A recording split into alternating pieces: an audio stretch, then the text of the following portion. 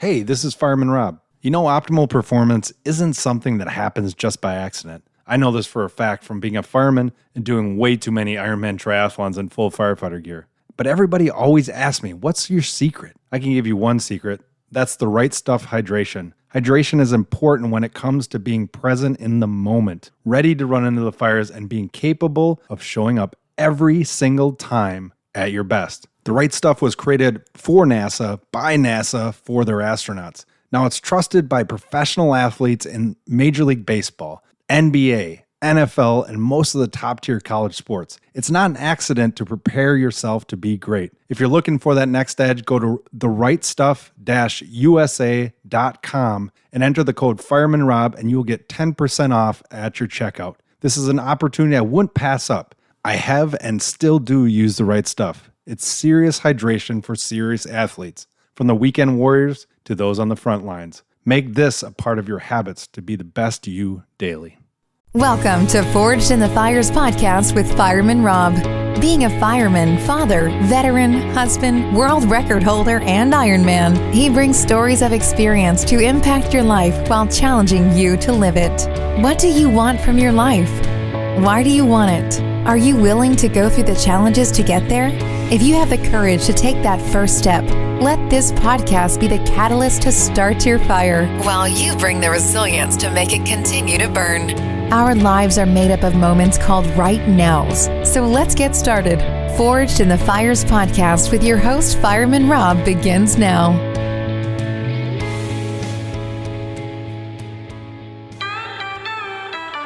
We got the same blood, the same blood. Stay by your side, it's ride or die. We've got the same. All right, welcome back to Forged in the Fires podcast. I'm your host, Fireman Rob. Today's guest, I watched as I was growing up, an amazing kicker for the Green Bay Packers for many years, has a Super Bowl ring. Jacke, how are you doing today? Well, I was doing better about 30 seconds ago until you said growing up watching. Oh, I was older. Yeah, you're a late bloomer. No, yeah. I mean, every day's a good day when you wake up and you're awake, I guess. I don't know. I mean, just to throw the age thing out there a little bit. But you're only as old as you feel, right? That's exactly right. And I feel pretty old today. With the cold weather, everybody feels old.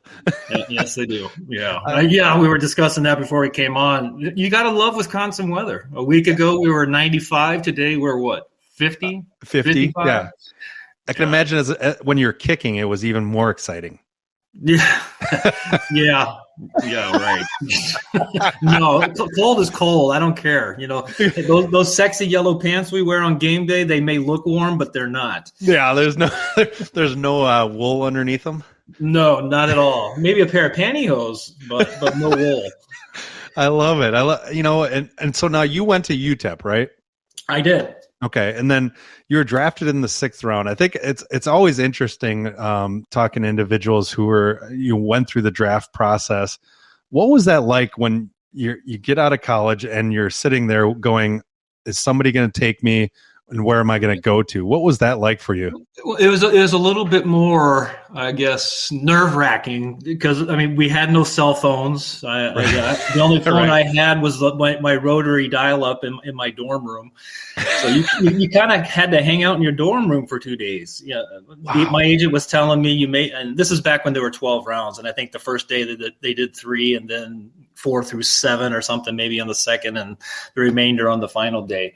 And he said I could probably go anywhere from the 3rd, on down. So, I stayed around. I knew I wasn't going in the 1st or 2nd. So I, skipped the first few hours, obviously. It's not as, back then it wasn't as a big a party as the NFL makes it today. So I don't remember how much time they had between rounds back then, but I'm assuming it went a lot quicker than it does today. But it was a lot of waiting around. And, when that call finally came on the 2nd day in the 6th round, I didn't care where I was going. I just wanted to have an opportunity to try and play, which everybody does. I don't care if you were, in a draft 50 years ago or 3 weeks ago. You're just excited to have the opportunity and you got to make the most of it. and a lot of people do. And, they have a lot of good fortune that comes from it. What was your mindset coming from UTEP and going, I'm going where? You stole my thunder. That's kind of what I said. Again, my agent kept saying, it looks like you're going to Denver, or I think it was the Raiders. They were in LA at the time, and maybe Cincinnati. Green Bay really wasn't on my radar, even though I did meet with their special teams coach prior to the draft.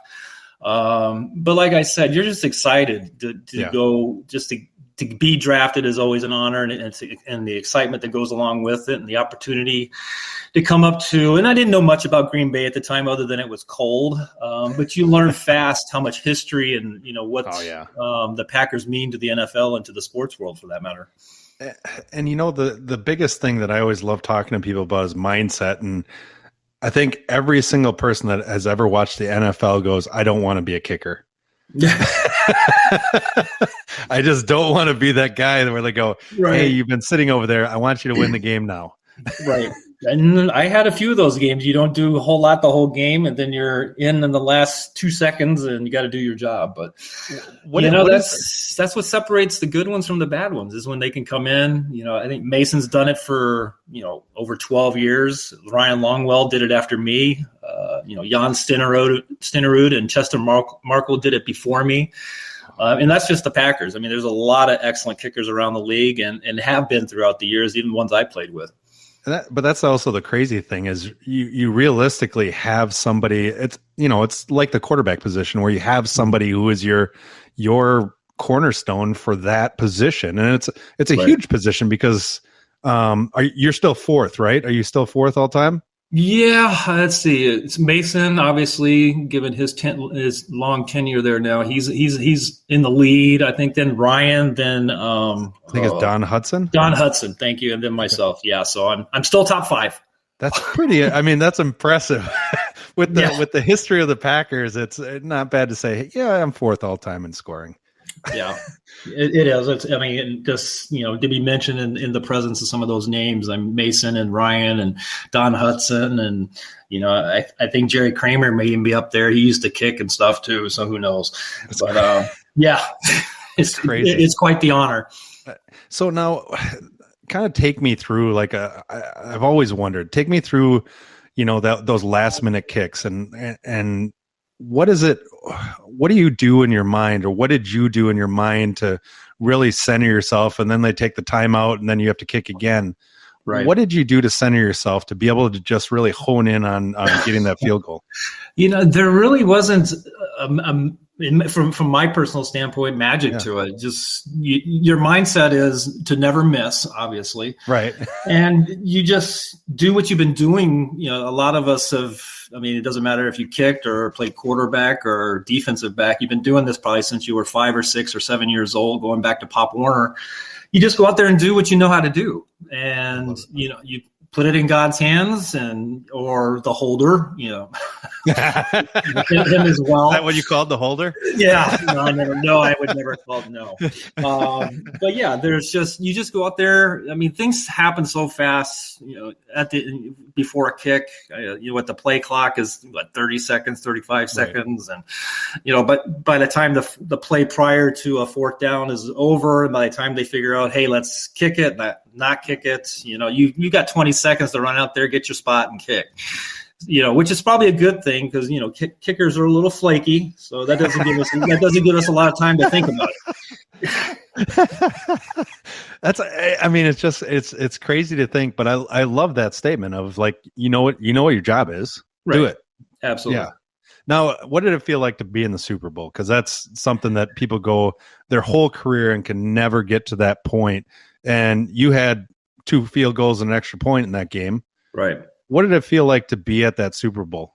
After the game, I've had a lot of questions along the lines of what you're asking. And, I thought a lot about what it took to get there. That's true. The change in players over the years, players that weren't able to participate in the game itself, but helped us get us there.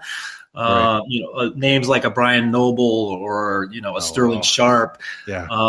But and then you look at the guys you played with and against during that time, and there were just so many great players that I played with, Reggie and Leroy and, William Henderson, obviously Brett Favre and, Dorsey Levens and Gilbert Brown. And, it's a who's who of the Packers. And, right. And it was just, getting over that hump with the Cowboys. It seems like they always had our number. We knocked on the door a lot in the mid 90s. But it was fun to watch those guys play too, even though we didn't like them very much. But they had an excellent team, and they were just fun to watch. Poor Barry Sanders at Detroit. I loved watching him play. He made our defense look foolish at times. Yeah. And so it was a culmination of 8 years of my time in Green Bay that I kind of reflected upon. Because a lot of people don't realize once Mike Holmgren and Ron Wolf came in, there were only 2 players that were held over from the Lindy Infante era that participated in the Super Bowl, and it was myself and Leroy. So there was quite the turnover, wow, to put that team together, and it wasn't done overnight. It took us 4 years when Mike came in 92. So they changed a lot of things, players, personnel, coaches. Not playing in Milwaukee, it was all a process. Right. And it took 4 years for it to complete. That had to be hard to kick there when you went to Milwaukee. It sucked. Going off like the second base. The infield was bad enough to kick on that, but then when baseball season was over with the Brewers, they tried to put sod down. And sod's just not going to take in Wisconsin in October. No. And I much rather, I remember, a couple of kicks that I slid into the kick, and it was just like a big, huge piece of turf, just like, why are you doing this? And so, but yeah, I was not disappointed that they made Green Bay, home for all home games. Oh my God. That's now when you a lot of kickers you see, as soon as they kick it, they either know or they don't know, right, whether it went in. They're like, oh, it went in, or they immediately their head goes down. Right. Is that something that you did too? For the most part, we had some of those tweeners that could have gone either way, and you kind of look at it, and it's like a golf shot. You kind of lean into it and help it out a little bit. But 95% of the time, how it comes off your foot. Whether it had a better than not to make it. So. But there were some of those kicks is like, oh, okay, good. So how did all that, your preparation and everything like that, how did that lend to after you were done with football? How did that lend to you being able to, just continue to thrive? Because I know that there's a lot of football players that, and pro athletes that have troubles after they're done. Right. I took it upon myself. I graduated UTEP with a degree in finance. And while I was still playing here in Green Bay, I did internships at Merrill Lynch. Oh, wow. And actually got all my securities licensing done, my insurance license done. So after my career was over in 2000, I did take a couple of years off. I started coaching my kids in soccer and watching them play sports. But after that 2-year hiatus, I said, I can't vacuum this house any longer. I got to get out and do something. So I were you good at that? Yeah. Yeah. I'm a master, man. I'm getting my way. So I got into the financial planning for, it probably lasted about 10, 11 years. Wow. Was probably miserable for 14 of those 11 years doing it. But it was something, right? It was something, yeah. And then when I went into the Hall of Fame, Player Alumni Resources came to be. I started getting invited to do a lot of appearances or speaking engagements, all types of different appearances. And I said, this is a lot more fun than, trying to convince a 70-year-old to be in this ETF or buy this insurance. And right. So when I went into the Hall of Fame, Player Alumni Resources was born. That is awesome. And now I do that full time. And that, I think it's such an amazing thing because I look at the number of the team of alumni that you have. Right. Tell me more about that Player Alumni Resources, because it's so valuable. It is, and it's a lot of fun. It originally the thought was to do this for myself, to kind of advertise just me, to come to golf outings and do speaking engagements or what have you. But I started talking to guys that were already doing that type of stuff, like Gilbert Brown or William Henderson. What are you guys doing? And it was more word of mouth or who they knew, who they ran into, and they kind of talked their way into getting appearances. And I kind of explained to them, well, I'm going to start a website. It was intentionally just for myself, but I'm willing to put your likeness up there. You tell me what you like to do. Do you like to golf? Do you like to fish? Do you like to just do appearances? Do you like to speak? Whatever. Right. And they said, and I don't charge them to be on there. I have no exclusivity. I'm not their agent. Right. And I said, if I get something or a client that comes in and wants, someone to have an appearance and the budget fits and they're looking for you, I will facilitate that to happen. That's so cool. As time went on, I just started reaching out to guys, and you've been on the website. It sounds like the majority of the guys are the guys I played with that Super Bowl 31 team, and a few before and a few after. And, they tell me what they like to do. And if a client, has a speaking engagement, I discuss with them what they're looking for, what the message is. And after speaking with all the alumni that like to speak, I can kind of fit the correct alumni with the speaking engagement. So it's a little bit different than just sending a guy out and he's talking about, hopefully he knows what he's doing. I played, blah, blah, blah, blah. We try and create a message that's a little more, that people can take home, take some value from. Right. So that's how Player Alumni Resources has come to be. I haven't really expanded it. I keep looking for characters that, like I had on the team in Super Bowl 31 that I would want to bring on, but I just can't find any of those characters yet. What does it mean for those players too? They have to be appreciative to be able to still have something that is tangible, but at the same time that's really structured. It is. They love it. I mean, because it doesn't cost them a thing, and it's it's a few extra dollars in their pockets, and they get to go out and I do a lot of work with Frank Winters or George Kuntz, and they appreciate it. Those guys are local or more or less local. I think George is in Fond du Lac. I think Frank lives in Chicago somewhere. But it's a good way for them to stay connected with the fans, and at times I'm assuming it probably produces even more appearances for those guys, and that's what I want them to do if that's what they want to do. I love that. And you mentioned that, and that you got into the Packers Hall of Fame. That was 2013. Right. What was that like when you received that notification that you were going to be inducted into the Hall of Fame? Well, the first thing that went through my mind was, damn, I got to speak in front of people. Yeah. I tell you, I can kick in front of 80,000 or 100,000 people because I know how to do that. But you put me in front of a few hundred people, and I sweat bullets. But I've been doing Player Alumni Resources, and I still get a little nervous speaking, but it's I've gotten used to it. I've learned just to have fun, right? When speaking, and that's what I did with my induction speech. I kind of made it fun and poked fun at a few guys and even maybe a head coach or two. And I made it fun. So it was exciting. It was, to be in. So many of the guys that I played with were already there, and it was just great to be able to join those guys.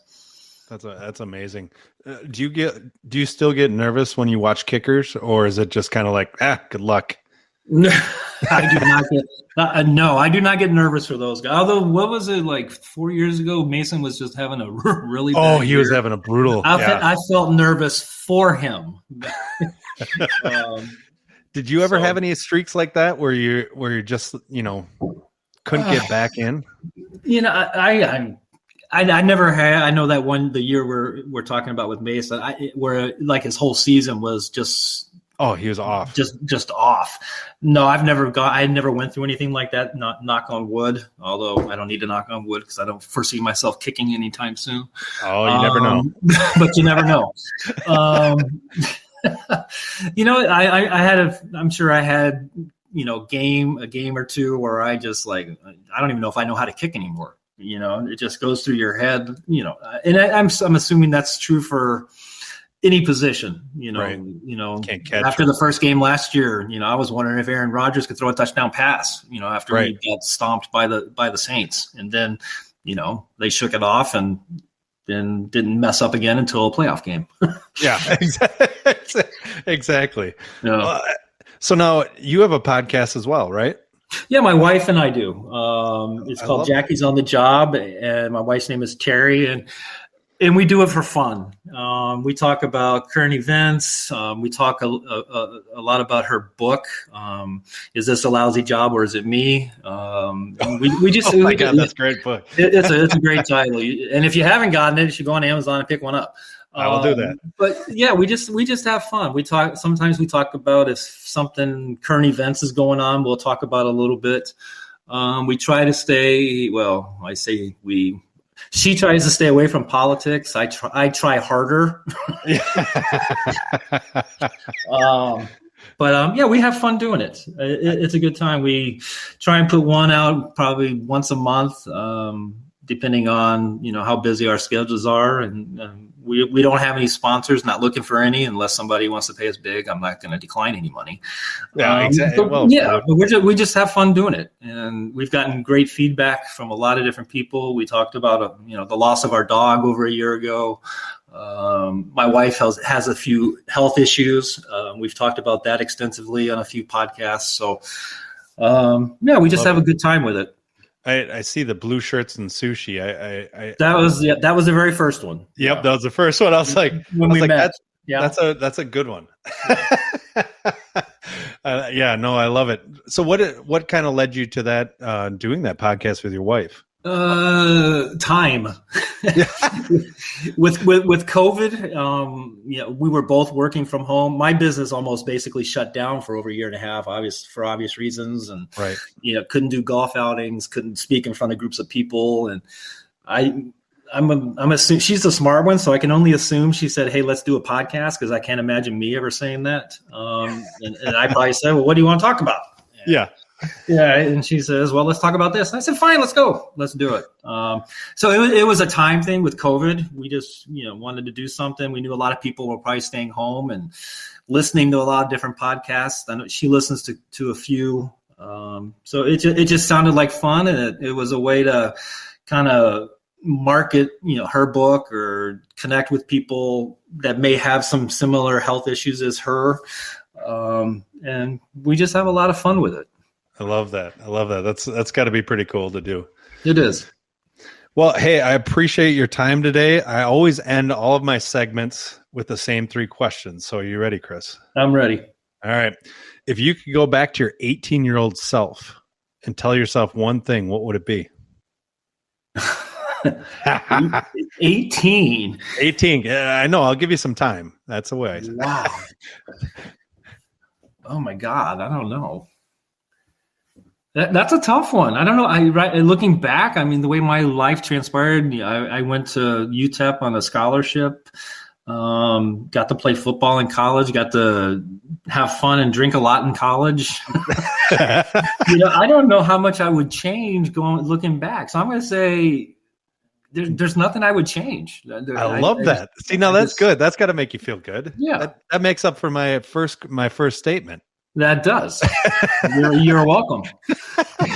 All right. Here's the second question. So a lot of people, are always going through challenges and struggles. And what would be 2 habits that either you do or that you would suggest that they do every day to continue to move forward, to continue to move through those challenges? The first thing my wife's an executive coach. Oh, perfect. Talk to somebody. I'm an introvert. She's an extrovert, and I've learned I have to be an extrovert at times when I have to talk about my emotions or how I'm feeling. Don't be afraid to talk to somebody. And if you're not married or not in a relationship of any kind, talk to a friend, talk to a parent or a sibling. Don't keep stuff in, whether it's negative or positive. If something great's going on in your life, tell somebody. if things aren't going so great, tell somebody, ask for some help. So I love that. Yeah. I like that one. All right, this last one, you ready? I'm ready. All right, if you could have coffee with 3 people, that could be deceased or alive, at a firehouse table, that means any questions, everything's on the table. You can say whatever. Who would they be and why? Wow. Man, you got some tough questions. It's got to be 3 people? Well, I don't know 3 people. You don't need to know them. We've had people all over the board. It's amazing some people they come up with. Just since he passed, I would love to be able to sit down with Reggie White again and talk to him again. He brought so much, obviously, to the playing field, but he even brought more, off the field, and everything that he did and help us accomplish. You really never had the opportunity to say thanks, thank yous. So that's 1. 2, probably my grandfather on my father's side. He passed away. God, when he passed away, back in 91 or 93, I believe. And he was a big Buffalo Bills fan, a big NFL fan, and he was a lot of fun. He was a New Yorker. My dad they were born and raised in Buffalo, New York, and he was always fun to sit down and he'd tell you war stories, and I remember I was being pissy, when you're 15 or 14, whatever I was, and talking about, I don't know, it might have been something about politics or something, and all I remember him saying is, you know how fortunate you are just to have this apple, just to eat this apple. Yes, Grandpa. Yes, Grandpa. I'll shut up now. Yeah. I would love to sit down with my oldest son. He graduated West Point a few years ago, back in 2016, and he's been stationed over in Germany for 2 years. And he did come home for Christmas this past year, but I just don't get to see him enough. I would love to sit down with him, and he's a bourbon guy. I don't know if he's a coffee guy, but I would. You can always put bourbon in coffee. You can always put bourbon in coffee. So Reggie, my grandpa, and my oldest son. I love it. That's a great group. See, that was a perfect group. Thanks. I love it. Well, hey, Chris, thank you so much for everything, and I appreciate you coming on today.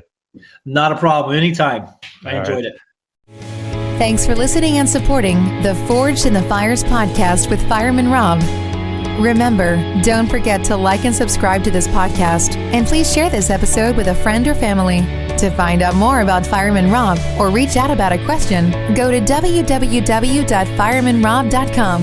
Until next time, live your life forged in the fires.